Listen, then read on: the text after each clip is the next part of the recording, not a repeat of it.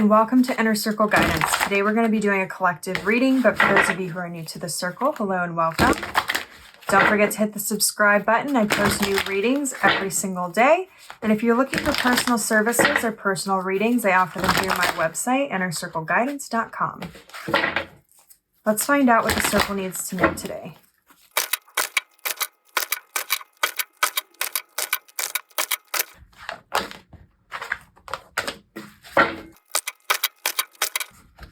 Okay, so the 10 of Wands fell out.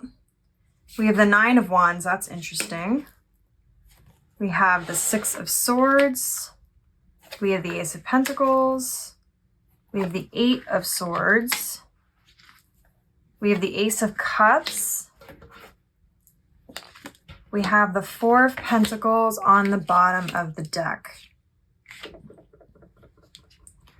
Lot of Wands cards and Swords cards on the table. Since the 10 of Wands came out first and then the 9 of Wands came out second, there's this sort of energy I'm picking up on where it's like you pick up all your sticks, your burdens, you carry them with you, and then you set up camp and you like post them all around you. A lot of you are acting out of unhealed wounds and unhealed places. It's sort of causing you to not grow at the level in which would be most helpful for you, because instead of working on healing and working on change, you're sort of still doing these things from the past that you know are maybe not in your best interest. And it's really affecting your relationships. The reason I'm saying that is the Ace of Cups is the only Cups card on the table here, with the 4 of Pentacles being on the bottom of the deck. The 4 of Pentacles is a card that indicates that you're holding on to something that may not be benefiting you, or that you're preventing yourself from moving forward for a fear of stepping into the unknown or losing your stability. But it's also a card that indicates that you could be acting out from unhealed wounds, which is kind of what we had already talked about with the Wands cards here. A lot of you are in the process of moving into calmer waters and into more healed territory. You have all these lessons that you've learned that you're bringing with you, but I am picking up on that there's still some things here that need to be healed.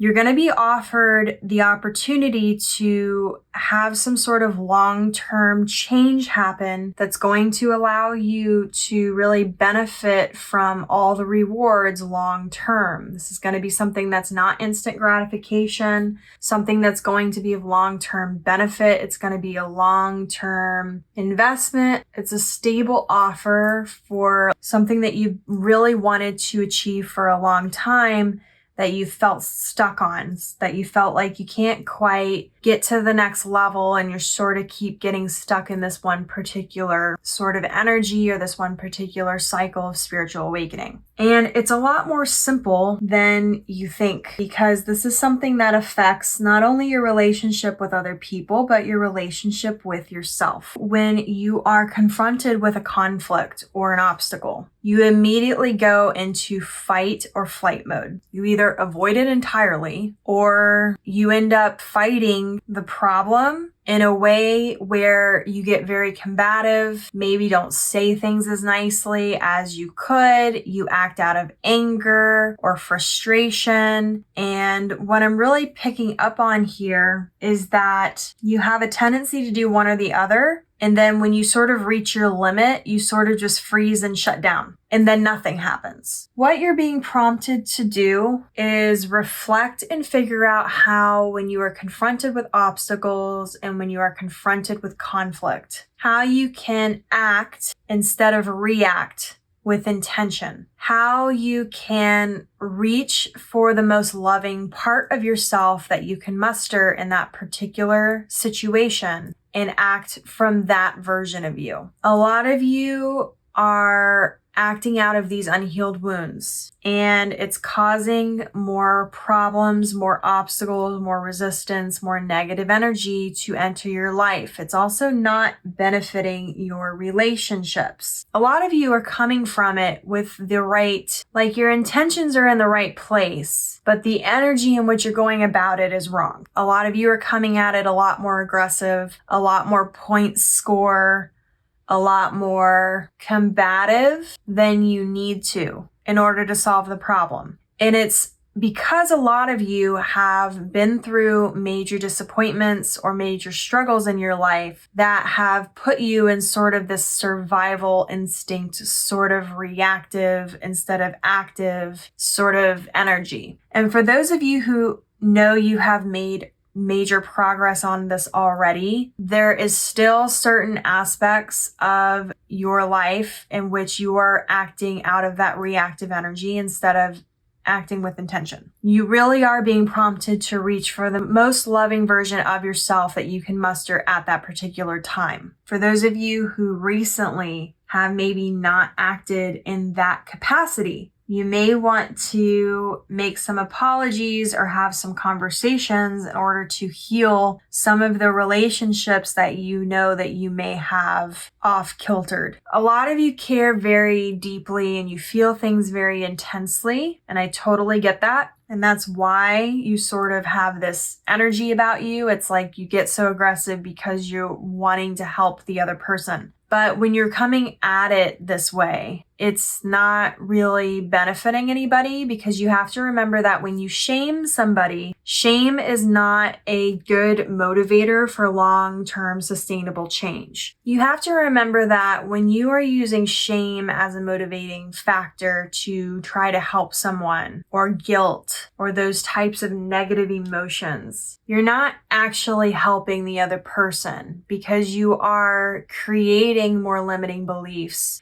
You're creating more mental obstacles. You are reducing that person's self-confidence, and you are not actually supporting the other person in a productive way. A lot of you confront conflict this way, but you also do that with yourself. So when things start going wrong or you make a mistake, you start really hating on yourself instead of acting from a place of love, or acting from a place where you're on a higher vibrational frequency. These wounds that you are acting out of have to be healed in order for this to fully dissipate. Because as long as the wounds are unhealed and you're carrying them around with you and you're placing them around you as a barrier, you will consistently be reactive over being intentional. A lot of you, even though these cards are not on the table, I'm picking up on this sort of Emperor or King of Swords, Queen of Swords in their negative polarities energy. The sort of using your spiritual gifts such as empathy or things like that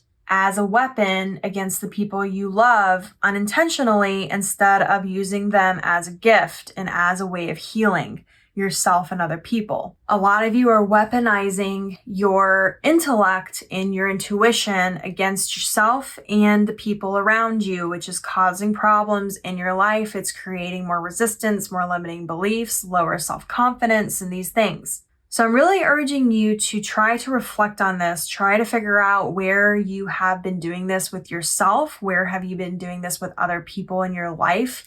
Is there anyone you need to apologize to, or that you need to maybe make amends with? And if you're on the receiving end of this too, you have to remember that the amount of negativity that you throw towards other people and nastiness that you throw towards other people is nothing compared to what you're throwing at yourself. The universe is a mirror. It reflects back to you what you have going on internally. So if there's a lot of conflict in your life right now, if there's a lot of issues with other people, if there's a lot of, you feel like other people are making the wrong decisions, it's usually because those things are happening within you yourself in one way or another. It may not be happening in the exact same way, but the universe has a way, and your relationships have a way of reflecting to you what your current inner state is. Use that as a guide to figure out what is serving you and what is not serving you, what needs healing, so that you can move forward with intention and more fulfillment, happiness, joy, and abundance. So if this reading resonated with you, don't forget to like this video and comment your affirmation down below. Your affirmation for this reading is,